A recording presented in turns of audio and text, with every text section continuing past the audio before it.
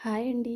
ఈరోజు వీడియోలో అరటికాయ ఇగురు ఎలా చేయాలో చూద్దాం. దీనికోసం ఒక అరటికాయని తీసుకుని ఇలా పైనున్న చెక్కు తీసేసి సగం కట్ చేసుకుని చిన్న చిన్న ముక్కలుగా కట్ చేసుకుని వాటర్లో వేసుకోండి. స్టవ్ వెలిగించుకుని ఒక కళాయి పెట్టుకుని కళాయి వేడెక్కినాక మీడియం మంట పెట్టుకుని 3 స్పూన్ల వరకు ఆయిల్ వేసుకుని 2 పచ్చిమిర్చి 2 ఉల్లిపాయలు చిన్న చిన్న ముక్కలుగా కట్ చేసి వేసుకుని సరిపడా సాల్ట్ వేసి ఒకసారి కలుపుకొని మూత పెట్టి ఉల్లిపాయలు మగ్గించుకోండి.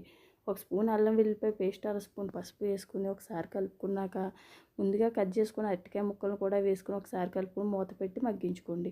ఒక 5 నిమిషాల తర్వాత ఇందులో స్పూన్ కారం, స్పూన్ ధనియాలు, జీలకర్ర పొడి వేసుకుని ఒకసారి కలుపుకొని గ్లాస్ వాటర్ వేసుకుని ఒకసారి కలుపుకొని మీడియం మంటలో ఉడికించుకోండి.